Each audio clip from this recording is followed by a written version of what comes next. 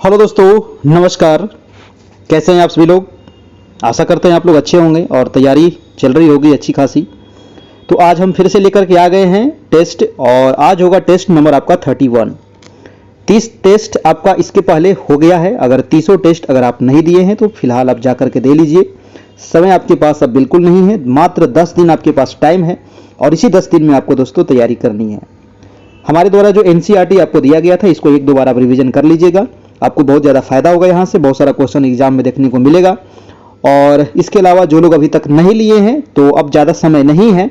अगर आपकी इच्छा है तो ले सकते हैं, नहीं इच्छा है तो नहीं ले सकते हैं, क्योंकि अब ज़्यादा टाइम नहीं है। लेकिन लास्ट टाइम पर अगर एक बार इसको पढ़ लेते हैं तो आपको ज़्यादा बेनिफिट होगा, बहुत ज़्यादा बेनिफिट होगा। तो चलिए हम आज का क्लास शुरू करते हैं दोस्तों, और वीडियो को थोड़ा सा आप लोग लाइक कर दीजिएगा। आज होगा टेस्ट नंबर आपका 31 सामाजिक विज्ञान, और ये है 6 to 8, 9, 10th और 11, 12th में भी आपको फायदा करेगा। हर एक एग्जाम के लिए आपको फायदा करेगा, क्योंकि ये एनसीईआरटी आपका बेस्ट है। तो ये नंबर आपको दिया गया है, आप इस नंबर पे मैसेज करके आप इसका पीडीएफ भी ले सकते हैं। चलिए, तो आज का पहला सवाल हम ज्योग्राफी का देखते हैं। और पहला सवाल है दोस्तों आपका कि भोपाल गैस त्रासदी किस वर्ष की घटना है। बहुत ही इंपॉर्टेंट सवाल है भोपाल गैस त्रासदी, और भोपाल गैस त्रासदी पूछा भी गया है और पूछा भी जाएगा। याद रखिएगा, पूरा डेट इसका याद रखिएगा। भोपाल गैस त्रासदी, नाम ही है भोपाल दोस्तों, तो ये हुआ होगा भोपाल यानी कि मध्य प्रदेश में।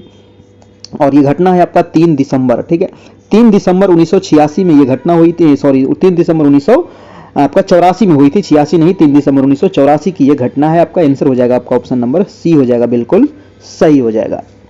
इस घटना में क्या हुआ था कि यूनियन कार्बाइड नामक एक कारखाना था, जिसमें से दोस्तों गैसों का रिसाव हो गया था। और ये जो रिसाव हुआ था वो 2 दिसंबर को मध्य रात्रि में हुआ था।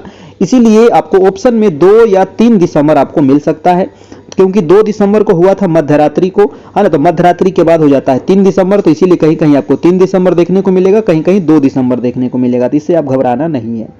इसमें बहुत सारे हजारों लोगों की मृत्यु हो गई थी। तो ये आपको बार बार एग्जाम में पूछा जाता है। ये पूछा जाता है कि भोपाल गैस त्रासदी में किस गैस का रिसाव हुआ था। तो मिथाइल आइसोसाइनेट, ठीक है, मिथाइल आइसोसाइनेट नामक गैस का रिसाव इसमें हो गया था। बहुत जहरीली गैस होती है ना, और इसका प्रभाव मतलब बहुत दिनों तक वहां रहा दोस्तों, ठीक है, लगभग 10 साल तक वहां ये प्रभाव रहा। और लोगों पर ये प्रभाव अभी तक अब तो खैर कम गया है, अब इसका प्रभाव लगभग अब नगण्य हो गया है ना, लेकिन बहुत दिनों तक इसका प्रभाव रहा था। अगला प्रश्न है आपका कि सांप्रदायिक दंगा एवं आतंकवादी हमलों से उत्पन्न स्थिति को भी आपदा की श्रेणी में रखा जाता है। संयुक्त राज्य अमेरिका के वर्ल्ड ट्रेड सेंटर पर आतंकी हमला कब हुआ था। देखिए, एक प्रकार का तो ये क्या है, आपदा ही है ना। ये मानव के द्वारा आपदा बनाया गया है आपका, है ना। आतंकवाद हो गया, दंगा हो गया, फसाद हो गया, है ना, बहुत प्रकार का है। ऐसे तो प्राकृतिक आपदा होता ही है, ये मानव निर्मित आपदा है आपका, ठीक है। तो यहाँ पूछ रहा है कि संयुक्त राज्य अमेरिका के वर्ल्ड ट्रेड सेंटर पर हमला हुआ था, आपको भी पता होगा। और ये घटना है आपका दोस्तों 2001 की, ठीक है। ये घटना कब की है, 2001 की घटना है। और अगर पूरा डेट याद रखना है तो 11 सितंबर, ठीक है, 11 सितंबर 2001 में दोस्तों ये आपकी घटना हुई थी, जिसमें मतलब वर्ल्ड ट्रेड सेंटर जो बिल्डिंग था दोस्तों, बिल्डिंग में जाकर के ही मतलब कि जहाज को लड़ा दिया गया था, उड़ा दिया गया था, और उसमें बहुत सारे लोगों की मृत्यु हो गई थी आपका। उसी प्रकार से एक घटना आपको भारत में भी हुआ था। भारत का जो संसद है, तो संसद पर आतंकी हमला हुआ था, वो भी 2001 में ही हुआ था। वो भी काफी इंपॉर्टेंट है, याद रखिएगा, 13 दिसंबर, है ना, 13 दिसंबर 2001 को हुआ था दोस्तों। 13 दिसंबर 2001 को हुआ था आपको आतंकी घटना, आपको दिल्ली में दोस्तों, है ना, संसद पर आतंकी घटना हमला हुआ था आपका। तो वो भी आपसे बार बार पूछा जाता है, ठीक ना। चलिए, और एक घटना हुआ था आपका मुंबई में, है ना, जो ताज होटल पर घटना हुआ था, वो हुआ था 26 नवंबर 2008 ईस्वी को हुआ था मुंबई के महानगर में। तो 2008 वाला भी ये वेरी वेरी इंपॉर्टेंट है ना, जो ताज होटल पे घटना हुआ था, ठीक है। तो ये वाला भी आपको एग्जाम में पूछ सकता है आपको, ठीक है। चलिए, अगला प्रश्न है आपका, प्रश्न नंबर आपका 73 नंबर। प्रश्न है कि बिहार में जनजातियों का बिहार की कुल जनसंख्या का कितना प्रतिशत है। देखिए, बिहार में जनजाति तो ज़्यादा नहीं है, लेकिन कुल जनसंख्या का यहाँ पर अगर बात करें तो 1.3% यहाँ पर दोस्तों जनजाति की जनसंख्या है। बिहार में प्रमुख जनजाति अगर पूछे तो यहाँ हो जाएगा आपका असुर हो जाएगा, ठीक है, याद रखिएगा, असुर जनजाति हो जाएगा, बैगा हो जाएगा आपका, है ना, असुर हो जाएगा आपका, बैगा हो जाएगा, बंजारा हो जाएगा, ठीक है। ये सब थोड़े थोड़े जनजाति आपको है ना। बंजारा है, बेदिया है, बिरहोर है, चीक है, गोंड है, खोंड है, खरकार है, मुंडा है, उराव है, संथाल है, थारू है, थोड़े थोड़े मतलब सब लोग हैं आपका, ठीक है। तो टोटल जो है आपका 1.3% है, ठीक है। चलिए अगला प्रश्न देख लेते हैं आपका 74 नंबर। वीडियो को आप लोग सभी थोड़ा सा एक बार लाइक कर दीजिएगा फटाफट। 9 बजे से आपकी डेली टेस्ट होती है। आज है आपका टेस्ट नंबर आपका 31।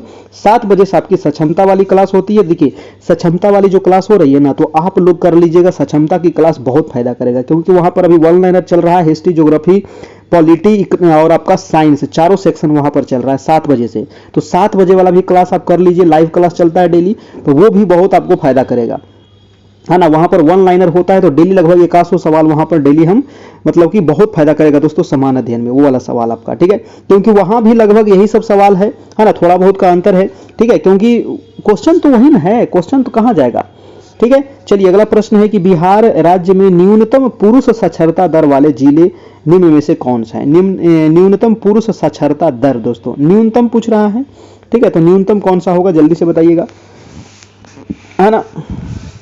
न्यूनतम हो जाएगा इनमें से, इसका देखिए ऑप्शन जो कह रहा है औरंगाबाद है, सिवान है, बक्सर है, तो यहाँ से न्यूनतम इनमें से कोई नहीं हो जाएगा, ठीक है। न्यूनतम इनमें से कोई नहीं हो जाएगा, क्योंकि सबसे न्यूनतम की अगर हम बात करेंगे तो वो हो जाएगा दोस्तों आपका पूर्णिया जिला। पूर्णिया जिला में सबसे कम साक्षरता दर है, तो इन पूर्णिया आपको ऑप्शन में कहीं नहीं है, पूर्णिया आप यहाँ से याद रखिएगा। पूर्णिया जो है ये सबसे कम साक्षरता दर वाला जिला है। पूर्णिया में मात्र 51.08% क्या है, मात्र वहां पर साक्षरता दर है। 2011 के अनुसार ये आपको बात हम कर रहे हैं।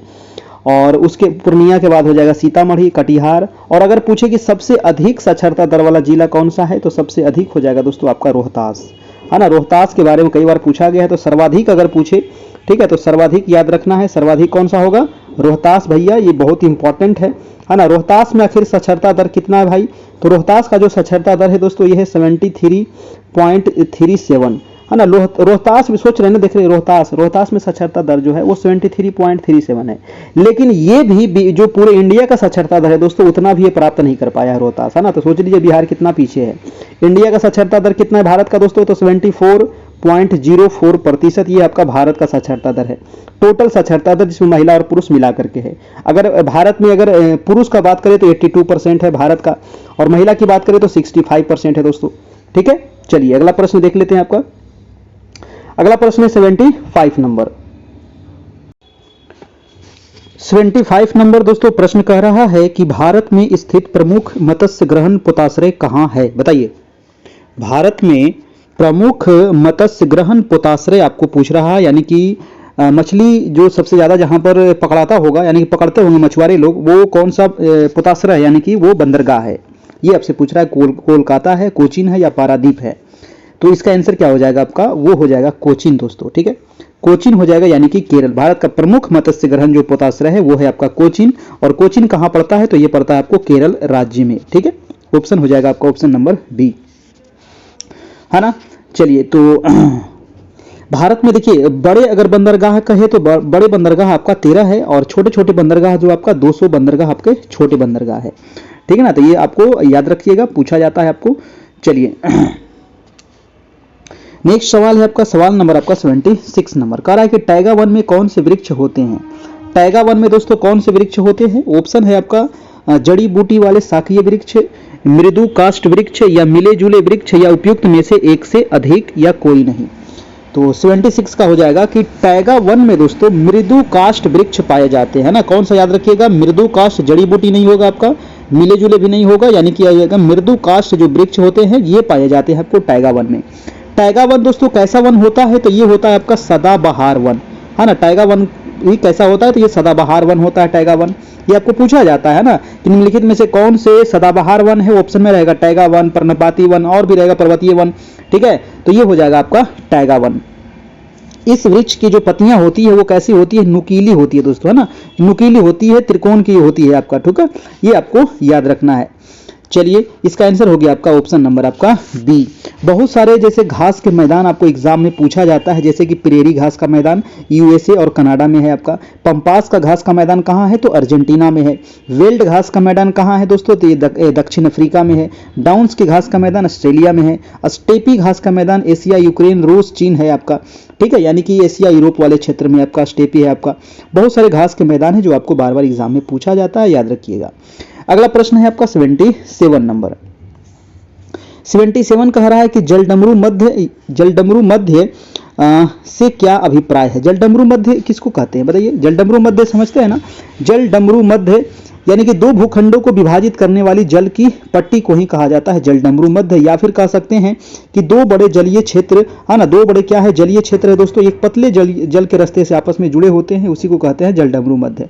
यानी कि दो भूखंडों को विभाजित करने वाली जल की पट्टी भी आपका सही है, या फिर दो जलीय बड़े क्षेत्र को एक छोटे से माध्यम से क्या है आपस में जुड़े हुए हैं, उसी को जलडमरू मध्य या जल संधि कहा जाता है आपका, है ना। और ये क्या होता है कि ये दो बड़े स्थलखंड को भी विभाजित करता है। जैसे कि दोस्तों अगर हम कहें कि पाक जल संधि है ना, पाक जल संधि जो है ये किसको किसको विभाजित कर रहा है, तो ये आपका उत्तर में है दोस्तों आपका भारत, और दक्षिण में है आपका श्रीलंका। और किसको किसको जोड़ता है, तो ये आपका हिंद महासागर, ये बंगाल की खाड़ी को जोड़ता है, आपको पानी को जोड़ता है आपका, है ना। ये आपको यहां से ध्यान रखिएगा, आंसर हो जाएगा आपका बी नंबर। नेक्स्ट है आपका दोस्तों कि इंदिरा गांधी परमाणु अनुसंधान केंद्र कहां पर स्थित है।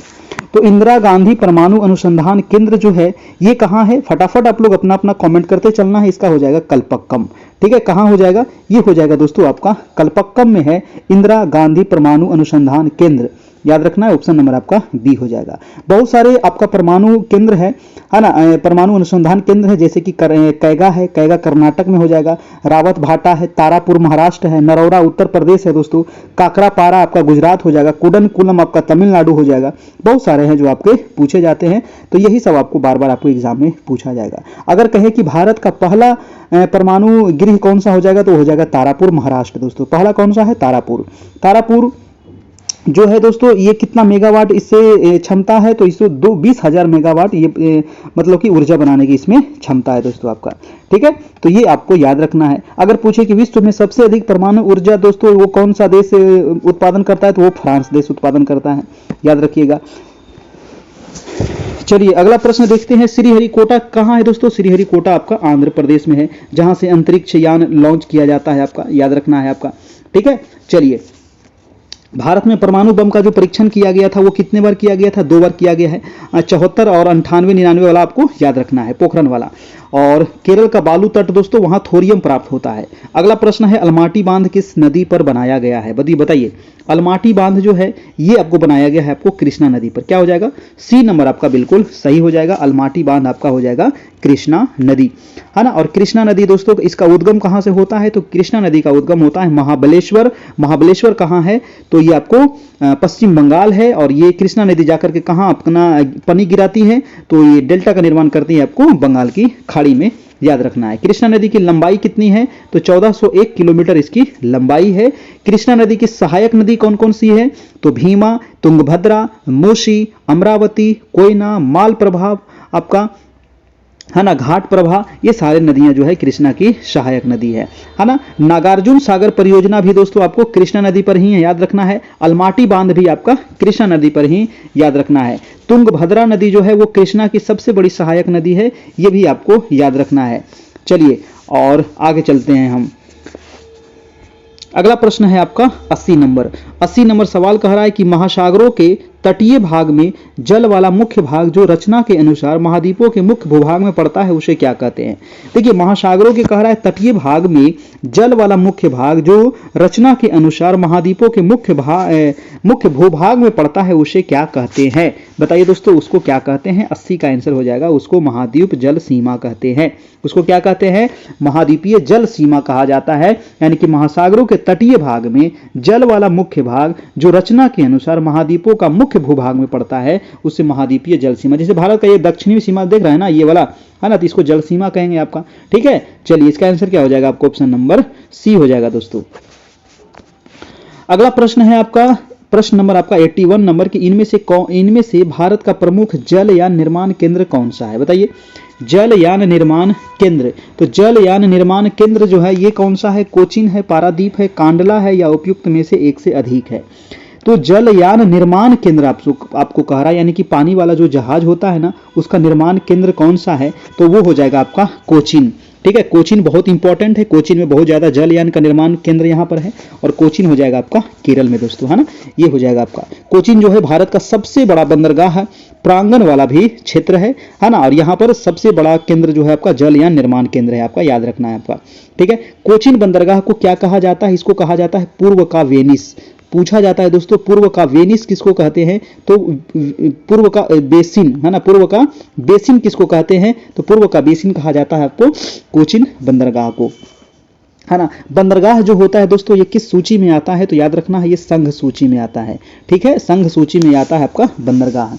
नेक्स्ट प्रश्न है आपका कि भारत के किस राज्य या केंद्र शासित प्रदेश में खारे जल की सबसे बड़ी झील है, तो भारत के दोस्तों भारत में सबसे बड़ी खारे जल की झील कौन सी है, बहुत बार पूछा गया सवाल है, तो वो हो जाएगा आपका कौन सा झील, जल्दी से बताइएगा, वो हो जाएगा उड़ीसा में है। और उड़ीसा में कौन सा झील है दोस्तों, तो वो है आपका चिल्का झील, है ना, चिल्का लेक जो है आपका वो खारे जल की सबसे बड़ी झील है, ठीक है, याद रखिएगा।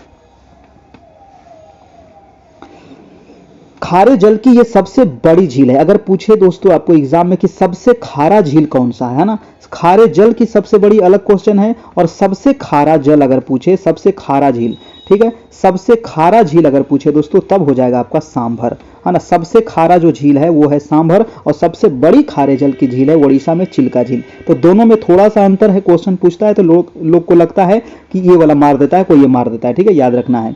पिछौला झील कहाँ है, तो वो भी आपका राजस्थान में है ना। श्रीनगर को दोस्तों झीलों का नगर कहते हैं, क्योंकि श्रीनगर में ना आपका बहुत सारा झील है, ठीक है, इसलिए श्रीनगर को क्या कहते हैं, झीलों का नगर। जैसे श्रीनगर में डल झील है, बुलर झील है, बैरीनाग झील है, शेषनाग झील है ना, याद रखिएगा। पुलिकट झील कहाँ है दोस्तों, पुलिकट झील कहाँ है, तो ये है तमिलनाडु में। लोकटक झील कहाँ है, तो ये है मणिपुर में। लोनार झील कहाँ है, तो महाराष्ट्र में है। हुसैन सागर झील कहाँ है, तो आंध्र प्रदेश में है ना, ये सारे आपको याद रखना है। अनंतनाग झील, शेषनाग झील, नागिन झील, जितना नाग नागिन आपको मिलेगा सब हो जाएगा दोस्तों आपका जम्मू कश्मीर में, है ना। नाग नागिन जितना है, बुलर कूलर, है ना, डल, ये सब आपको, बैरी नाग, ये सब आपको कहाँ है, जम्मू कश्मीर में, इसीलिए श्रीनगर को कहा जाता है आपको झीलों की नगरी।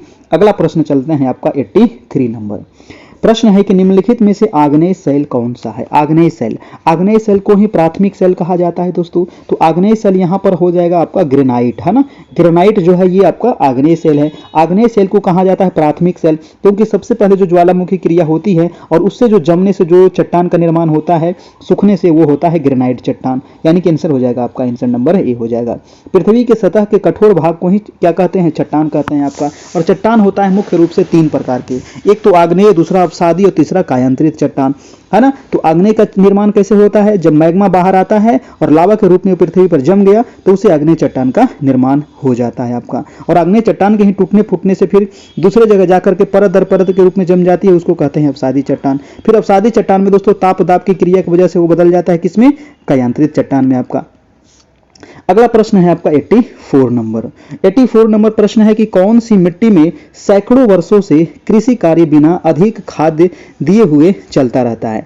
तो वो कौन सा दोस्तों आपका मिट्टी है जिसमें सैकड़ों साल तक अगर आप खाद पानी नहीं भी डालते हैं फिर भी उसमें उस उत्पादन आपका होते रहेगा, तो वो हो जाएगा आपका काली और कछारी मिट्टी, है ना, वो हो जाएगा आपका काली और कछारी मिट्टी, है ना, काली और कछारी। देखिए कछारी मिट्टी को ही दोस्तों आपको कहा जाता है जलोढ़ मिट्टी, ठीक है। तो ये दोनों जो मिट्टियां हैं ना, जिसमें आप अगर खाद पानी भी नहीं डालते हैं फिर भी इसमें उत्पादन होगा, थोड़ा कम होगा, है ना, खाद पानी डाल के दोस्तों खेत को खराब कर दिया गया है ना, निम्नीकरण कर दिया गया है पूरा, उसमें दोस्तों नमक की मात्रा बढ़ गई है आपका, ठीक है, ज्यादा पटाने से, ज्यादा खाद उर्वरक का उपयोग करने से सारी मिट्टियां खराब हो रही है आपका, ठीक है। लेकिन मजबूरी है ना, जनसंख्या बढ़ रहा है, जनसंख्या को पूर्ति करने के लिए तो आपको देना ही पड़ेगा खाद पानी आपका, ठीक है। चलिए तो इसका आंसर क्या हो जाएगा आपका, ऑप्शन नंबर सी हो जाएगा, बिल्कुल सही हो जाएगा, है ना। काली मिट्टी और कछारी मिट्टी बहुत उपजाऊ मिट्टी होती है ना। ऐसे सबसे ज्यादा जो मिट्टी उपजाऊ होती है वो होता है आपका कछारी यानी कि जलोढ़ मिट्टी। जलोढ़ को ही दोस्तों कछारी लिख देता है, तो आप कंफ्यूज नहीं करिएगा, दोनों एक ही चीज है आपका, ठीक है। काली मिट्टी में होता है ना कि आयरन होता है, चूना, एल्युमिनियम अधिकता होती है आपका,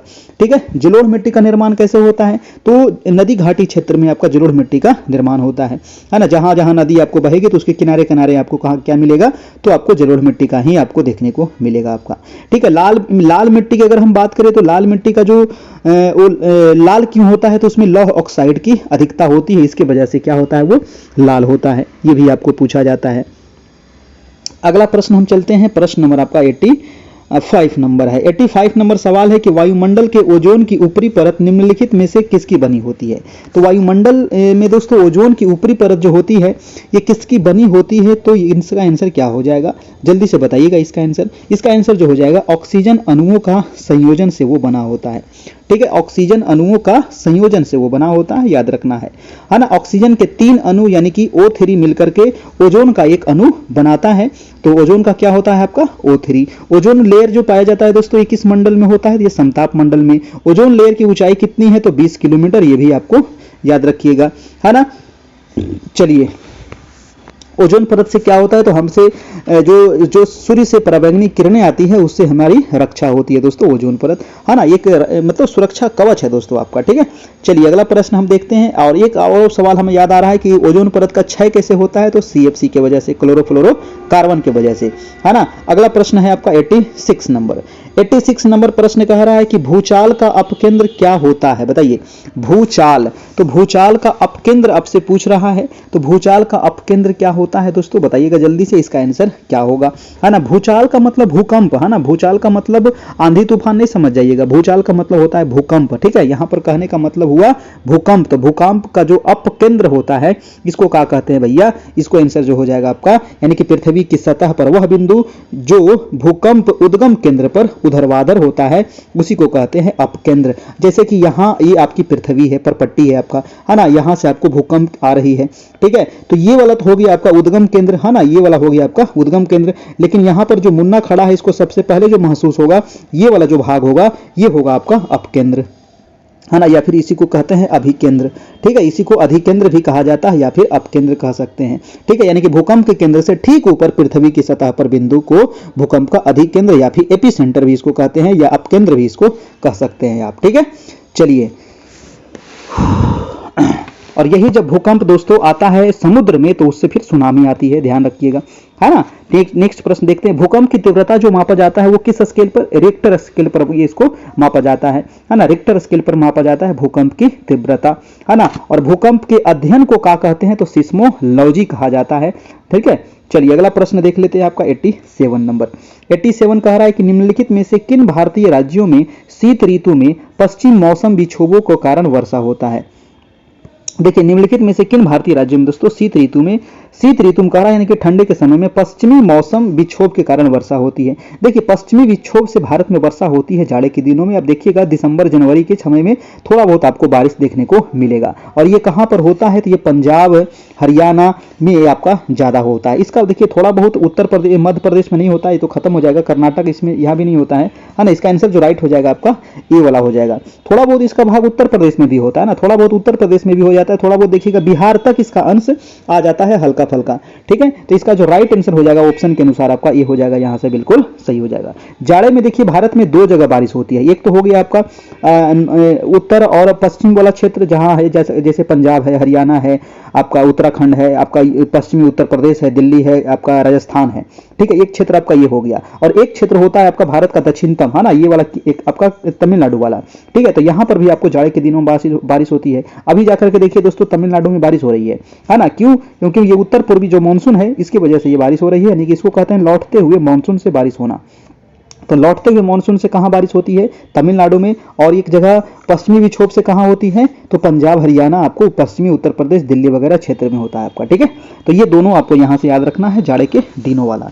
अगला प्रश्न चलते हैं, आपका प्रश्न नंबर हो जाएगा आपका कि निम्नलिखित में से वे पहाड़ियां कौन सी है दोस्तों जो पूर्वी और पश्चिमी घाटों को जोड़ती है। तो पूर्वी और पश्चिमी घाटों को जोड़ने वाली जो पहाड़ी है वो है आपका कौन सी पहाड़ी, उसको क्या कहते हैं, ये पश्चिमी घाट, ये पूर्वी घाट, दोनों को जोड़ दिया आपका नीलगिरी, है ना। ये आपका पश्चिमी घाट आया, ये पूर्वी घाट, दोनों यहां पर आकर के घाट के रूप में आपका मिल गया, इसी को कहते हैं आपको नीलगिरी की पहाड़ी, ठीक है। नीलगिरी की पहाड़ी दोनों को आपको जोड़ता है। नीलगिरी की पहाड़ी आपका जो है ना दोस्तों, ये मुख्य रूप से 3 राज्यों में फैला हुआ है। एक तो आपको कर्नाटक में, एक केरल में और एक आपका तमिलनाडु में। नीलगिरी की सबसे ऊंची चोटी है आपका दोदा बेटा है। और दोदा बेटा की ऊंचाई याद रखिएगा 2637 मीटर है, ये आपको पूछा जाएगा। दक्षिण भारत की दूसरी सबसे ऊंची चोटी है दोदा बेटा आपका 2637 मीटर, है ना। नीलगिरी की ही सबसे ऊंची चोटी है। नीलगिरी जो आपका चोटी है दोस्तों, नीलगिरी जो पहाड़ी है इस पर एक दोस्तों आपको जनजाति निवास करती है, टोडा जनजाति, है ना, याद रखना। ये टोडा जनजाति कहाँ निवास करती है, तो नीलगिरी पहाड़ी पर ही निवास निवास करती है आपको टोडा जनजाति, याद रखना है। ठीक है, चलिए अगला प्रश्न है आपको कि गंगा में दक्षिणी ओर से मिलने वाली नदी कौन सी है ना। मान लीजिए गंगा नदी बह रही है आपका, है ना, गंगा नदी आपकी बह रही है और दक्षिण से इसमें कौन सी नदी जाकर के मिलती है। तो दक्षिण से देखिए बहुत सारी नदियां आकर के मिलती है, लेकिन आपको ऑप्शन में क्या दिया गया है ये आपको बताना है। तो बेतवा नहीं मिलती है दोस्तों, चंबल भी नहीं मिलती है, क्योंकि बेतवा और चंबल ये दोनों किसकी सहायक है दोस्तों, तो ये बह रही है आपका यमुना नदी। ये बेतवा, चंबल, सिंध, केन ये सारी जाती है किसमें, यमुना नदी में। लेकिन जो सोन नदी है ये जाकर के मिलती है किसमें, तो गंगा नदी में मिलती है। गंगा नदी इसके आगे बहती है, ये गंगा नदी में पटना के पास जाकर के ये मिल जाती है आपके सोन नदी। ऑप्शन क्या हो जाएगा, सी नंबर आपका बिल्कुल सही हो जाएगा। सोन नदी का उद्गम कहां से होता है, तो अमरकंटक से। और अमरकंटक कहां है दोस्तों, तो आपका मध्य प्रदेश में है। अमरकंटक से एक और नदी नर्मदा नदी, सोन नदी और महानदी, ये तीनों नदियां लगभग वहीं से निकलती है आपका। सोन नदी की अगर हम लंबाई की बात करें तो इसकी लंबाई है आपका 780 किलोमीटर। ठीक है, सोन नदी की लंबाई याद रखिएगा। अगला प्रश्न चलते हैं। अगला प्रश्न है आपका प्रश्न नंबर 90 नंबर सवाल कह रहा है कि भारत में निम्नलिखित में से किस क्षेत्र में लोहे और कोयले के सर्वाधिक भंडार है। तो लोहे और कोयले के सर्वाधिक भंडार जो भारत में है वो मिल जाएगा आपको कहाँ, हिमालय दक्षिणी क्षेत्र में। गलत है, हिमालय क्षेत्र में छोटा नागपुर का पठार आपका बिल्कुल सही हो जाएगा दोस्तों। दक्षिण क्षेत्र में है ऐसा बात नहीं है, जैसे कि आपका, लेकिन सबसे जो महत्वपूर्ण हो जाएगा वो छोटा नागपुर, क्योंकि छोटा नागपुर में ही दक्षिण आपका आ जाता है ना। छोटा नागपुर में आपका उड़ीसा आ जाएगा, आपका पूरा झारखंड आ जाएगा, छत्तीसगढ़ आ जाएगा, वेस्ट बंगाल आ जाएगा, थोड़ा बहुत बिहार का दक्षिण भाग आ जाता है। तो ये छोटा नागपुर जो पठार है यहाँ पूरा दोस्तों आपको लौह अयस्क का पूरा भरा हुआ है आपका। ठीक है, लोहा कोयला यहाँ पर पूरा भरपूर मात्रा में है। तो मेन आंसर हो जाएगा आपका छोटा नागपुर का पठार दोस्तों। ठीक है, छोटा नागपुर का पठार ये 5 राज्य में फैला हुआ, ये भी आपसे पूछा जाता है, याद रखिएगा आपका। ठीक है, छोटा नागपुर पठार को क्या कहते हैं, भारत का रूर प्रदेश इसको कहा जाता है। ठीक है, भारत का रूर प्रदेश है ना। चलिए अगला प्रश्न देख लेते हैं आपका। अगला प्रश्न है आपका प्रश्न नंबर आपका 91 नंबर। प्रश्न कह रहा है कि भारत में कुल्लू घाटी निम्नलिखित में से किसकी खेती के लिए प्रसिद्ध है दोस्तों। कुल्लू घाटी है ना, कुल्लू घाटी आपको मिलेगा कहाँ, तो कुल्लू घाटी चले जाइए हिमाचल प्रदेश, है ना। कहाँ मिलेगा, हिमाचल प्रदेश। और हिमाचल प्रदेश जो है आलू के लिए नहीं है, सेब, हाँ सेब के लिए हो जाएगा, अंगूर नहीं हो जाएगा, सेब हो जाएगा आपका। ठीक है, क्या हो जाएगा आपका, सेब हो जाएगा दोस्तों आपको। कुल्लू घाटी अंगूर के लिए तो आपका दूसरा है ना, सेब के लिए बहुत प्रसिद्ध है आपका कुल्लू घाटी जो है आपका हिमाचल प्रदेश में आपका दोस्तों। ठीक है, सेब देखिए मुख्य रूप से 2 राज्यों में होता है, एक तो आपका कुल्लू घाटी हिमाचल प्रदेश, एक हो जाएगा आपका जम्मू कश्मीर में आपका। ठीक है, तो J&K में भी है आपका और आपका हिमाचल प्रदेश में भी आपका सेब का उत्पादन होता है। आलू अगर बात करें दोस्तों तो आलू यूपी में होता है आपका। ठीक है, आलू सबसे ज्यादा यूपी में होता है। और अगर नींबू अंगूर की बात करें दोस्तों तो अंगूर के लिए हो जाएगा आपका नागपुर आपका फेमस है आपका अंगूर के लिए। ठीक है, ये महाराष्ट्र वाला क्षेत्र। ऐसे ही आपका ऐसा नहीं कि नॉर्थ में नहीं होता है, वहां भी उत्तराखंड वगैरह में भी होता है थोड़ा बहुत। ठीक है, चलिए और नागपुर दोस्तों नींबू संतरा के लिए प्रसिद्ध है, ये सबसे ज्यादा आपका ध्यान रखना है ना। नारियल अगर पूछे नारियल सबसे ज्यादा कहाँ होता है तो नारियल केरल हो जाएगा आपका। ठीक है, नारियल के लिए केरल।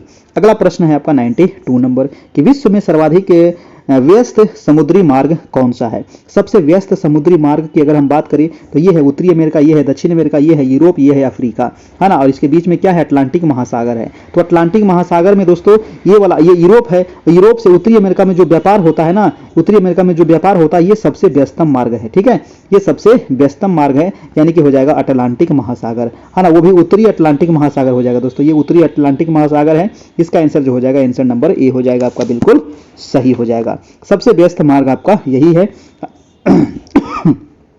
ठीक है, सबसे अधिक अगर हम व्यापार की बात करें तो सबसे अधिक जो व्यापार होता है वो किस मार्ग से होता है दोस्तों, है ना, बताइएगा जल्दी से कमेंट करके। तो व्यापार में सबसे अधिक जो अगर हम बात करें तो वो सड़क मार्ग से होता है ऐसे, है ना। उसके बाद आपका जल मार्ग भी हो जाएगा, वायु मार्ग से सबसे कम व्यापार होता है आपका। ठीक है, चलिए नेक्स्ट प्रश्न हम देख लेते हैं। आपका प्रश्न नंबर है आपका 93 नंबर। 93 प्रश्न कह रहा है कि निम्नलिखित में से वे 2 राज्य कौन से हैं जिनमें लौटते हुए मानसून के दौरान प्रायः चक्रवात आते हैं। अब देखिए लौटते हुए मानसून अभी है ठंडा के दिन, अभी ना आपको बताए थे कि जाड़े दिनों में 2 जगह बारिश होती है, एक तो आपका उत्तर भारत, आपका उत्तर पश्चिम भारत, एक होता है आपका दक्षिण पूर्व भारत आपका। तो ये तमिलनाडु वाले क्षेत्र में, तो तमिलनाडु और आंध्र प्रदेश कहा गया, ऑप्शन में देख लीजिए, आंध्र प्रदेश है और उड़ीसा है। अच्छा, यहाँ पर देखिए आंध्र प्रदेश उड़ीसा हम जा सकते हैं क्योंकि थोड़ा बहुत इसका भाग उड़ीसा में भी होता है, लेकिन यहाँ पर देखिए मुख्य जो आंसर होना चाहिए वो आंध्र प्रदेश और तमिलनाडु होना चाहिए आपका, ठीक है, तमिलनाडु होना चाहिए यहाँ पर, है ना। उड़ीसा में इसका भाग बहुत कम है ना, लेकिन थोड़ा बहुत आपका इसका अंश उड़ीसा में भी होता है लौटते हुए मानसून से, क्योंकि ये वाला जो तट है ना, ये वाला, तो ये वाला पूरे तट पे होता है ना। थोड़ा उड़ीसा में है, आंध्र प्रदेश और तमिलनाडु ये दोनों मुख्य है, और थोड़ा बहुत उड़ीसा में भी आपका हो जाता है। चलिए अगला प्रश्न देख लेते हैं। आपका प्रश्न नंबर है आपका 94 नंबर। 94 नंबर प्रश्न कह रहा है दोस्तों कि स्वतंत्र भारत की सबसे पहली बहुउद्देशीय परियोजना कौन सी है। स्वतंत्र भारत की कह रहा है, स्वतंत्र भारत की पहली कह रहा है, तो स्वतंत्र भारत की पहली जो बहुउद्देशीय परियोजना थी दोस्तों वो थी आपके दामोदर घाटी परियोजना, है ना, डीवीसी, है ना। ये तो क्वेश्चन कई बार हम बता चुके हैं, डीवीसी दामोदर वैली कारपोरेशन, और ये किस नदी पर है, तो ये दामोदर नदी पर, झारखंड आपका बंगाल में है आपका, ठीक है, ये आपको याद रखिएगा दोस्तों।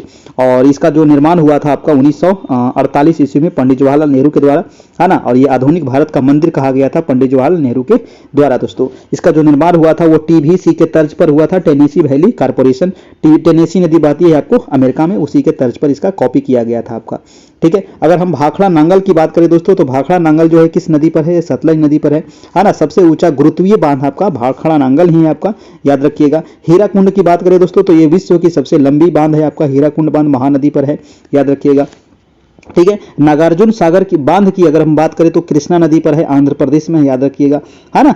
चलिए अगला प्रश्न हम देख लेते हैं आपका 95 नंबर। 95 प्रश्न कह रहा है कि निम्नलिखित में से बिजली का नवीकरणीय संसाधन है। तो बिजली का नवीकरणीय संसाधन, नवीकरणीय का मतलब हो गया कि जिसको हम बार बार नया कर सकते हैं, है ना, बार बार बना सकते हैं। अब जैसे कोयला, तो कोयला को बार बार नया करिएगा नहीं, एक बार खत्म भैया तो खेला खत्म, ठीक है। पेट्रोलियम एक बार खत्म तो खेला खत्म, लेकिन पानी दोस्तों हमेशा क्या होते रहता है, रिसाइकल होते रहता है, यानी कि आंसर क्या हो जाएगा आपका 95 का ऑप्शन नंबर ए हो जाएगा आपका, बिल्कुल सही हो जाएगा, है ना। आंसर नंबर ए यहाँ से बिल्कुल सही हो जाएगा। और पानी के अलावा आप कह सकते हैं ज्वारीय ऊर्जा, जल ऊर्जा, है ना, आपका सौर ऊर्जा, ये सभी क्या है, तो नवीकरणीय है। अगला प्रश्न है आपका 96 नंबर। भारत में निम्नलिखित में से किस राज्य की सीमा म्यांमार के साथ नहीं लगती है। देखिए म्यांमार कहाँ पर है भैया, तो म्यांमार देखिएगा ना, तो भारत के कहाँ पर मिलेगा, एक मिनट, म्यांमार अगर हम बात करें तो म्यांमार कहाँ पर मिलेगा, ये है पूरा म्यांमार आपका, ठीक है। ये वाला जो पूरा दिख रहा है ना, इधर पूरा है आपका म्यांमार। 4 राज्य से सीमा बन रहा है इसका, कौन कौन, अरुणाचल प्रदेश, नागालैंड, मणिपुर, मिजोरम, ठीक है। सबसे लंबी सीमा है आपका मिजोरम के साथ, है ना, सबसे लंबी सीमा किसके साथ है, मिजोरम के साथ है, म्यांमार की, याद रखिएगा। इसका आंसर क्या हो जाएगा, तो प्रश्न पूछ रहा था भारत के निम्नलिखित में से किस राज्य की सीमा म्यांमार के साथ नहीं लगती है, तो नहीं, असम का नहीं लगता, इसमें ऑप्शन नंबर ए हो जाएगा आपका, बिल्कुल सही। असम दोस्तों बीच में आ जाता है ना, असम बीच में आ जाता है, असम के साथ इसका सीमा नहीं लगता है। म्यांमार की सबसे लंबी सीमा जो है वो मिजोरम के साथ, याद रखिएगा, है ना। और अगर पूछे कि पाकिस्तान, यहाँ पर दोस्तों आपका छोटा पाकिस्तान है, तो पाकिस्तान की अधिकतम सीमा जो है वो किसके साथ है, वो है आपका यहाँ पर राजस्थान है, तो पाकिस्तान की सबसे अधिकतम लंबी सीमा जो है वो राजस्थान के साथ है। और अगर कहे भूटान, तो ये छोटका जो दिख रहा है यहाँ पर, ये है आपका भूटान, तो भूटान की सबसे लंबी सीमा किसके साथ है दोस्तों, तो भूटान अगर पूछे तो सबसे लंबी सीमा जो है वो असम राज्य के साथ है। और ये है आपका नेपाल, है ना, ये वाला है नेपाल। अगर कहे कि नेपाल की सीमा सबसे अधिकतम सीमा किसके साथ है, तो नेपाल की अधिकतम सीमा जो है वो बिहार के साथ जुड़ती है। ये वाला दोस्तों आपका बांग्लादेश, तो बांग्लादेश का सबसे लंबी सीमा किसके साथ है, तो बांग्लादेश की सबसे लंबी सीमा जो है आपका वेस्ट बंगाल के साथ है, ठीक है। तो ये आपको पूछ सकता है आपको एग्जाम में। अगला प्रश्न हम चलते हैं आपका 97 नंबर। प्रश्न है कि सुनामी का मुख्य कारण क्या होता है, बताइए। सुनामी का मुख्य कारण जो होता है वो क्या होता है, तो समुद्री सतह पर क्या होता है, भूकंप, है ना। समुद्री सतह पर भूकंप आएगा तो क्या होगा, पानी पकड़ के इधर से उधर हकोर देगा, पकड़ के, है ना, पानी हकोर देगा, तो उससे क्या हो जाएगा, पानी सुनामी आ जाता है ना, उसी से आपको क्या हो जाता है, सुनामी आ जाता है, यानी कि ऑप्शन नंबर आपका सी हो जाएगा, बिल्कुल सही हो जाएगा। सुनामी जो दोस्तों शब्द है ये जापानी शब्द है आपका, है ना। सुनामी क्या है, एक जापानी शब्द है, क्योंकि जापान में दोस्तों हमेशा सुनामी आते रहता है, इसीलिए उन लोग इसका नाम दे दिए थे सुनामी आपका, ठीक है। ये आप चीज यहां से याद रखना है आपको। चलिए अगला प्रश्न हम देख लेते हैं आपका 98 नंबर। 98 प्रश्न कह रहा है कि जम्मू और कश्मीर को जोड़ने वाली सबसे लंबी राष्ट्रीय राजमार्ग, जम्मू और कश्मीर, जम्मू कहाँ है, तो जम्मू हो जाएगा दोस्तों सबसे उत्तरी राज्य, और जो आपका कन्याकुमारी है वो हो जाएगा सबसे दक्षिणी राज्य, है ना। ये हो जाएगा आपका जम्मू, है ना, ये है आपका जम्मू, ठीक है, और नीचे है आपका कन्याकुमारी। तो जम्मू और कन्याकुमारी को दोस्तों जो जोड़ता है, सबसे लंबा जो हो जाएगा ये जम्मू और कन्याकुमारी को जोड़ता है दोस्तों, ये हो जाएगा NH44। कौन है? NH44 याद रखिएगा, NH आपका 44 है, सबसे लंबा है अभी वर्तमान में। ठीक है, NH7 मत याद रखिएगा, NH44 याद रखना है। ठीक है ना। भारत की जो सड़क प्रणाली है ये विश्व में दोस्तों तीसरे नंबर पर आता है। ठीक है, भारत का जो सड़क प्रणाली है विश्व में कितने नंबर पर? तीसरे नंबर पर आता है दोस्तों। भारत में अगर कहे कि सड़कों की कुल लंबाई कितनी है, तो सड़कों की कुल लंबाई है 34 लाख किलोमीटर। ठीक है, 34 लाख किलोमीटर भारत में सड़कों की दोस्तों कुल लंबाई है, याद रखना है। NH7 जो है ना, NH7 भी काफी इंपॉर्टेंट था, यहाँ पर वाराणसी से लेकर के कन्याकुमारी तक, है ना, पहले यही सबसे लंबा था NH7। और NH7 की लंबाई कितना था दोस्तों? तो 2369 किलोमीटर था आपका NH7 का लंबाई। ठीक ना, याद रखिएगा। देखिए, जब सड़क की बात है तो सड़क आपके सिलेबस में दिया गया है। सड़क से संबंधित और भी सवाल आपको यहाँ से याद रखना है। जैसे कि दिल्ली से लाहौर एक सड़क चलती है ना, दिल्ली से लाहौर जो लाहौर बस चलती है, और दिल्ली और लाहौर के मध्य, और उसको कहते हैं सदा-ए सरहद। और श्रीनगर और मुजफ्फरा के बीच चलती है जो दोस्तों, उसको कहते हैं कारवा-ए-अमन बस सेवाएं चलती है। तो श्रीनगर और मुजफ्फराबाद के बीच जो चलती है उसको कहते हैं कारवा-ए-अमन, और दिल्ली से लाहौर के बीच में उसको सदा-ए-सरहद बस सेवाएं उपलब्ध है, ये आपको याद रखना है। इसके अलावे जो बस सेवाएं हैं दोस्तों, वो भी मैं आपको यहाँ से बता देता हूँ, आप यहाँ से याद रखिएगा, है ना। जो आपको देखिए यहाँ से एक सवाल ना बहुत जरूर पूछेगा, है ना, इस बार भी पूछा था और आपको अगला बार भी जरूर पूछेगा। एक तो है स्वर्णिम चतुर्भुज, है ना, एक है आपका स्वर्णिम चतुर्भुज, वो आपको यहाँ से याद रखना है। ठीक है, तो स्वर्णिम चतुर्भुज है, दिल्ली है, ये मुंबई है ना, दिल्ली मुंबई, और ये हो जाएगा चेन्नई, है ना, चेन्नई हो जाएगा, और ये हो जाएगा आपका कलकत्ता, है ना। ये चार जो है आपका दिल्ली, मुंबई, चेन्नई और कोलकाता दोस्तों, ये चार शहरों को आपको यहाँ से जोड़ता है, याद रखिएगा। ये आपको चारों आपको पूछा जाता है। इसको क्या कहते हैं? स्वर्णिम चतुर्भुज योजना। ठीक है, स्वर्णिम चतुर्भुज योजना है, चार महानगरों को जोड़ रहा है। दिल्ली को जोड़ता है, दिल्ली के अलावा ये मुंबई है ना, ये दिल्ली है, ये आपका चेन्नई है, और ये आपका कोलकाता है। इसमें जो सबसे लंबा है ये आपका दिल्ली से चेन्नई है दोस्तों, ये सबसे लंबा है, ये आपको यहाँ से याद रखना है, ये पूछा जाता है। इसकी टोटल कुल लंबाई कितनी है? तो 5846 किलोमीटर टोटल इसकी लंबाई है। ये चार महानगर को जोड़ता है। इसके अलावा और भी भारत में कुछ कुछ दोस्तों आपका जो है आपका सड़क मार्ग, उसके बारे में आपको थोड़ा सा यहाँ पर बता देता हूँ। जैसे देखिए, यहाँ पर उत्तर दक्षिण गलियारा एक पूछा जाता है, उत्तर दक्षिण गलियारा, और एक पूछा जाता है पूर्व पश्चिम गलियारा दोस्तों। ठीक है, उत्तर दक्षिण गलियारा और पूर्व पश्चिम कॉरिडोर भी इसको कहते हैं, उत्तर दक्षिण कॉरिडोर और आपका पूर्व पश्चिम कॉरिडोर। तो उत्तर और दक्षिण जो कॉरिडोर है दोस्तों, ये कहाँ से कहाँ तक है? तो जम्मू कश्मीर से लेकर के कन्याकुमारी तक है। ठीक है, ये आपको यहाँ से याद रखना है। और एक जो आपका पश्चिम से लेकर के पूर्व तक या पूर्व से पश्चिम तक जो है, ये दोस्तों कहाँ से कहाँ तक है? तो ये है आपका पोरबंदर गुजरात से, है ना, पोरबंदर गुजरात से लेकर के सिलचर, यहाँ पर सिलचर है, सिलचर पड़ता है कहाँ दोस्तों? तो सिलचर पड़ता है आपको आपका असम में, है ना। तो सिलचर असम तक आपका ये फैला हुआ है यहाँ पर पोरबंदर गुजरात से। इसकी टोटल जो कुल लंबाई है ना, टोटल जो कुल लंबाई है आपको 7142 किलोमीटर। ये आपको यहाँ से भी आपको याद रखना है। इसमें सबसे इंपॉर्टेंट क्या बनता है? तो उत्तर दक्षिण जो गलियारा है और पूर्व पश्चिम जो गलियारा है, ये कहाँ पर मिलता है दोस्तों? तो मिलन बिंदु जो है कहाँ पर है? मिलन बिंदु है आपको झांसी में, है ना। ये क्वेश्चन आपको कई बार पूछा है, ये सबसे इंपॉर्टेंट है। इसका मिलन बिंदु कहां पर है? तो झांसी है। ठीक है, झांसी है, याद रखिएगा। अगला प्रश्न चलते हैं दोस्तों, आपका प्रश्न नंबर 99 कह रहा है कि देवदार का पेड़ एक विशिष्ट वनस्पति है। देखिए, देवदारू का पेड़ या देवदारू कहिए, कोई दिक्कत नहीं है, दारू वो पीने वाला नहीं दारू है। ठीक है, ये देवदार का पेड़ है आपका। तो देवदार का जो पेड़ होता है ना, ये शंकुधारी वनस्पति होता है। कैसा होता है? शंकुधारी होता है। ऑप्शन नंबर सी हो जाएगा आपका बिल्कुल सही, शंकुधारी वनस्पति, यानी कि कोनिफोरस इसको कहा जाता है, यानी कि शंकु के प्रकार का होता है दोस्तों, इस प्रकार से, है ना, इस प्रकार से होता है आपका, ये शंकु जैसा होता है आपका। ठीक है, आंसर हो जाएगा आपका, आंसर नंबर सी हो जाएगा। चलिए, इसके अलावा दोस्तों आपको टुंड्रा वन होता है। टुंड्रा वन का नाम सुने हैं, है ना, टुंड्रा जो वन होता है आपका। तो टुंड्रा वन में दोस्तों क्या होता है कि यहाँ पर जो हमेशा बर्फ से ढका वाला क्षेत्र होता है टुंड्रा वन, और यहाँ पर मात्र 2 ही 3 प्रकार के आपको वृक्ष पाए जाएंगे, वो भी मॉस और लाइकेन। तो टुंड्रा वन कौन कौन से है? टुंड्रा वन में मॉस और लाइकेन। ठीक है, मॉस और लाइकेन नामक यहाँ पर पेड़ पौधे देखने को मिलते हैं। टैगा वन कैसा वन है दोस्तों? याद रखिएगा, टैगा वन जो होता है ये कैसा वन होता है? ये होता है आपका सदाबहार वन। और टैगा वन में जो पत्तियां होती है वो कैसी होती है? नुकीली होती है, याद रखिएगा। अगला प्रश्न है आपका 100 नंबर 100 नंबर सवाल कह रहा है 100 नंबर कह रहा है दोस्तों कि निम्नलिखित में से कौन सी एक प्राकृतिक आपदा नहीं है।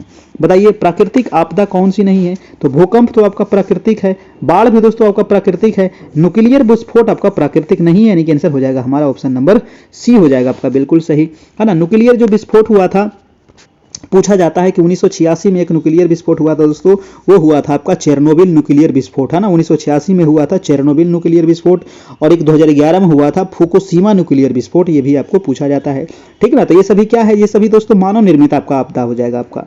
अगला प्रश्न है आपका 2011 प्रश्न कह रहा है 101 नंबर प्रश्न है कि वर्ष 2011 की जनगणना के अनुसार निम्नलिखित में से किस राज्य में बालक बालिका अनुपात सबसे कम है।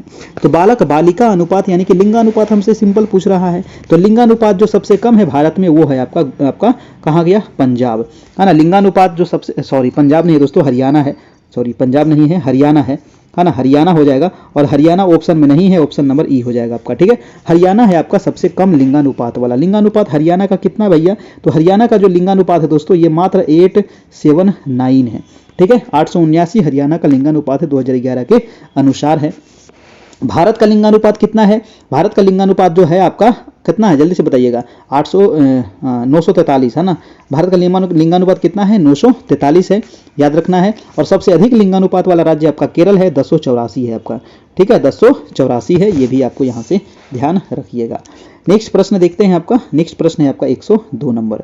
102 नंबर सवाल कह रहा है कि पृथ्वी के चारों ओर वायुमंडल के ताप स्तरण की 3 सुस्पष्ट विशेषताएं हैं, निम्नलिखित में से कौन से एक परत का सही विन्यास है यहाँ पर। अच्छा देखिए आपको ये सिंपल क्वेश्चन है, बस थोड़ा सा इसको क्वेश्चन को घुमा दिया है। जैसे आपको बताया था ना दोस्तों, मंडल जो है क्षोभ मंडल, समताप मंडल, आपका मध्य मंडल, आपका आयन मंडल और बहिर्मंडल, ये पांचों मंडल को आपको क्रम से याद रखना है। तो सबसे पहले क्या आ जाएगा, सबसे पहले आ जाएगा आपका क्षोभ मंडल। तो थर्मोस्फीयर आपका गलत हो गया, क्षोभ मंडल वाला देखिए यहाँ पर आंसर होगा। क्षोभ मंडल के बाद होगा समताप मंडल, उसके बाद हो जाएगा थर्मोमंडल, यानी कि आंसर हो जाएगा आपका सी नंबर आपका, ठीक है। आंसर क्या हो जाएगा आपका, सी नंबर हो जाएगा दोस्तों, आपको बिल्कुल सही आपका यहाँ से आंसर हो जाएगा आपका, ठीक है। समताप मंडल में क्या होता है, तो वायुयान उड़ता है समताप मंडल में, याद रखिएगा, है ना। चलिए समताप मंडल में ही आपका ओजोन लेयर भी है आपका। नेक्स्ट प्रश्न देख लेते हैं आपका 103 नंबर। 103 नंबर सवाल कह रहा है कि जून से सितंबर के बीच में भारत में कौन सी ऋतु रहती है। जून से सितंबर, है ना। तो जून से सितंबर की बात कर रहा है दोस्तों। तो जून से सितंबर आपको पता है कि जून में आता है आपको मानसून, है ना। सबसे पहले आपका केरल में आता है। तो जून से सितंबर तक क्या रहेगा आपका, वर्षा ऋतु रहेगा, ऑप्शन नंबर आपका सी हो जाएगा आपका, ठीक है। भारत में मुख्य रूप से दोस्तों आपका ऐसे तो 4 ही है, लेकिन आपके जो किताब है, किताब में दोस्तों 6 ऋतु आपको दे दिया है, ठीक है। कौन कौन से ऋतु है, एक तो आपका बसंत ऋतु है ना, एक आपका ग्रीष्म ऋतु है, एक वर्षा ऋतु है, एक शरद ऋतु है, एक हेमंत ऋतु है, एक शिशिर ऋतु है, ठीक है। तो 6 प्रकार की ऋतुओं आपके बुक में दिया गया है। 6 प्रकार को ऋतु मैं आपको थोड़ा सा यहाँ पर बता देता हूं। जैसे कि वसंत ऋतु, तो वसंत ऋतु होता है आपका मार्च अप्रैल में, ग्रीष्म ऋतु होता है आपका मई जून में, वर्षा ऋतु होता है आपका जुलाई सितंबर में, है ना, और शरद ऋतु होता है अक्टूबर नवंबर में, हेमंत ऋतु होता है दिसंबर से जनवरी में, और शिशिर ऋतु जो होता है दोस्तों ये जनवरी फरवरी में होता है आपका, ठीक है। तो यहाँ से आप यहाँ से ध्यान रखिएगा। अगला प्रश्न हम देख लेते हैं आपका 104 नंबर। 104 में जो प्रश्न कह रहा है कि बिहार में प्रायः कैसी मिट्टी पाई जाती है। तो बिहार में दोस्तों जलोढ़े मिट्टी है, ये है ना। बिहार में कैसी मिट्टी है, लाल मिट्टी, पीली मिट्टी, काली मिट्टी, ये सब नहीं है, ठीक है। बिहार में जो है आपका वो है आपका 90% जो मिट्टी है बिहार में वो है आपका जलोढ़ मिट्टी, है ना। और ये जो मानते हैं ये आपका बिहार है ना। तो बिहार के जो उत्तर बिहार है और ये दक्षिण बिहार है। उत्तर बिहार में दोस्तों आपको नई जलोढ़ मिट्टी मिलेगा, और दक्षिण बिहार में आपको पुरानी जलोढ़ मिट्टी देखने को मिलता है, ये आपको याद रखिएगा, ठीक है। चलिए अगला प्रश्न है आपका कि भारत में जल प्राप्ति का मुख्य स्रोत क्या है। देखिए भारत में जल प्राप्ति का जो मुख्य स्रोत है वो है आपका वर्षा।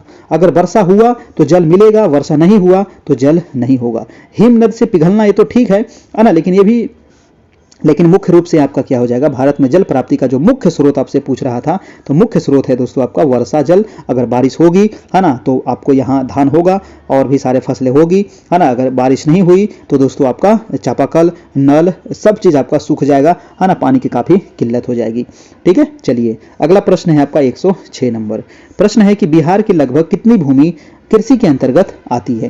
देखिए कृषि के अंतर्गत कितनी भूमि आती है दोस्तों, तो बिहार में 3/4 जो भूमि है ना, 3/4 जो भूमि है बिहार की वो कृषि के अंतर्गत आती है। यानी कि यहाँ पर जो कृषि कार्य में लगे हुए लोग कितने हैं, 79% है ना, 79% जो यहाँ के लोग हैं दोस्तों वो कृषि कार्य में आपका लगे हुए हैं। और यहाँ पर जो कृषि हो रही है वो मुख्य रूप से किस पर आधारित है, तो वो आपका वर्षा पर आधारित है। अगर बारिश हुई तो कृषि होगा, बारिश नहीं हुई तो सुखाड़ हो जाएगा आपका, ठीक है। अगर ज्यादा बारिश होगी तो उसमें दहाड़ हो जाएगा, फिर है ना, बाढ़ भी आ जाएगा। तो ये सारी समस्या है आपका बिहार में।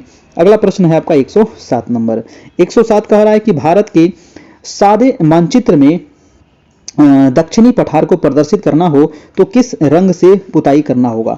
देखिए दक्षिण के पठार की बात कर रहा है, और दक्षिण की पठार है ना, सिंपल क्वेश्चन है दोस्तों कि पठार को किस रंग से रंगा जाता है। तो पठार को आप रंगिएगा दोस्तों किस रंग से, भूरा रंग से, है ना। पठार को कौन से रंग से रंग दीजिएगा, भूरा से रंगिएगा, है ना। काला पीला मत कर दीजिएगा कि हम तो देख रहे थे लगता है काला दिख रहा था, नहीं, वो कैसा होता है, भूरा होता है। पठार को किस रंग से रंगा जाता है मानचित्र पर, तो भूरा रंग से, है ना, याद रखिएगा। और नीला से अगर पूछे दोस्तों नीला से किसका रंगा जाता है, तो नीला से बताइए जल्दी से, है ना। नीला से किसको रंगते हैं, तो नीला से रंगते हैं दोस्तों आपको, कहां गए भाई, है ना, नीला से किसको रंगते हैं, तो नीला से रंगते हैं दोस्तों आपको जल, है ना। तो जलीय क्षेत्र जो है उसको हम नीला, जैसे तालाब है, नदी है ना, झील है, झरना है, तो ये सबको क्या करेंगे हम नीला रंग से कलर करेंगे। अगर कहे दोस्तों हरा रंग से, तो हरा पेड़ पौधा कैसा होता है, पेड़ पौधा होते हैं आपके हरे, तो हरा रंग से हम रंगेंगे किसको, पेड़ पौधे, जंगल को, है ना, वन को, ठीक है। अगर कहे पीला रंग से किसको रंगेंगे, तो पीला रंग से रंगेंगे दोस्तों कृषि कार्य जो होता है उसको रंगेंगे हम पीला रंग से, कि यहाँ पर ये कृषि कार्य हो रहा है, यहाँ पर ये कृषि कार्य होता है, यहाँ पर ये कृषि कार्य होता है,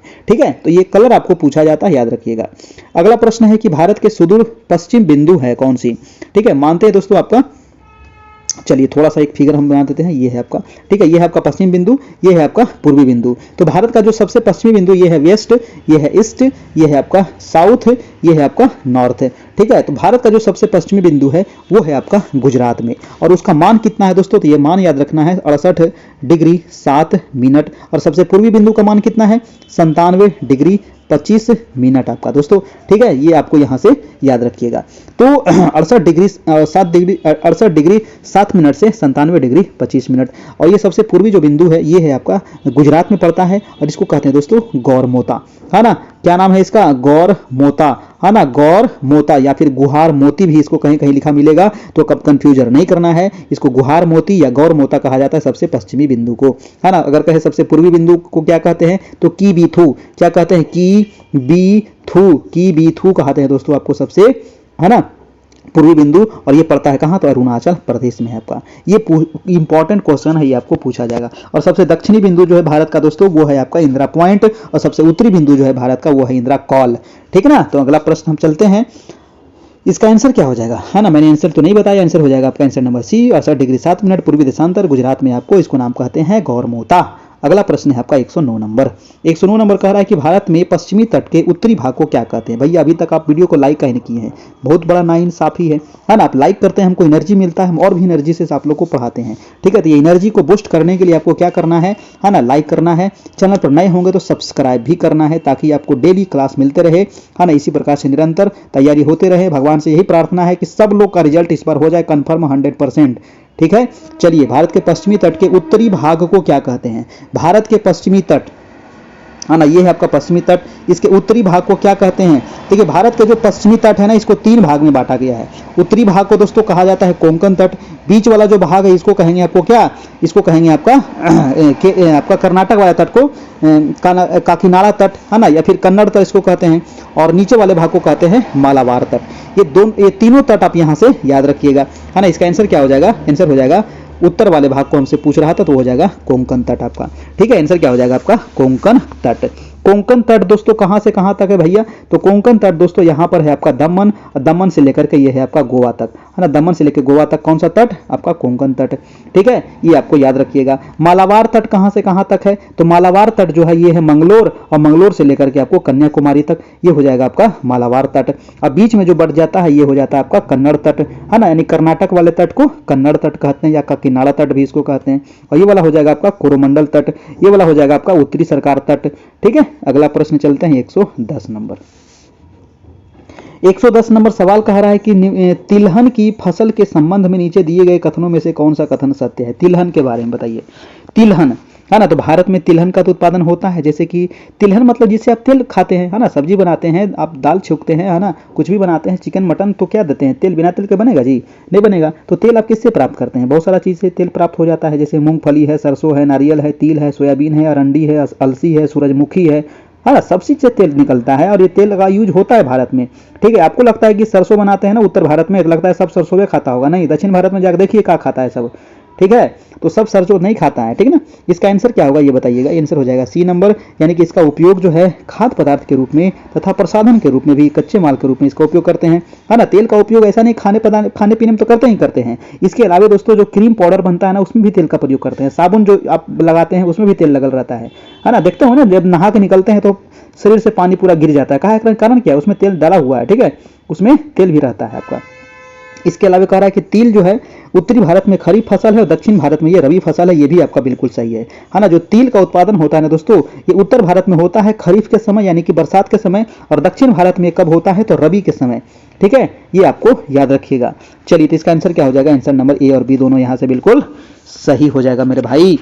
चलिए भैया, और इसमें सवाल बच रहा है, अब इसमें सवाल नहीं है। तो ये रहा आज का क्लास, कैसा लगा, चैनल पर नए होंगे तो सब्सक्राइब जरूर करिएगा। इसका पीडीएफ लेना चाहे तो पीडीएफ ले सकते हैं, 1,22,000 दोस्तों ये सीट है, इस बार एक सीट आपको पक्का कर लेना है, चाहे जो हो जाए, है ना, हम रहेंगे चाहे फिर ये रहेगा, है ना, यही आपको प्रण लेना है, आप रहिए चाहे फिर ये एक सीट आपको कंफर्म कर लेना है, ठीक है। जो थोड़ा सा चूक गए इस बार, अगला बार नहीं चुकना है, ठीक है। और कुछ दिन में आपको सेकंड मेरिट लिस्ट भी देखने को मिल जाएगा, है ना। जो लोग 1 नंबर से चुक रहे होंगे तो उनका उम्मीद है कि हो जाना चाहिए, अब देखिए क्या होता है, ठीक है। चलिए, यहाँ पर आपको 6 to 10 तक आपको सामाजिक विज्ञान मिल जाएगा, वन लाइनर नहीं, एमसीक्यू मिलेगा दोस्तों, एनसीईआरटी, है ना, एनसीईआरटी 6 to 10 सामाजिक विज्ञान, एमसीक्यू नोट्स मिल जाएगा, चैप्टर वाइज मिल जाएगा, ठीक है।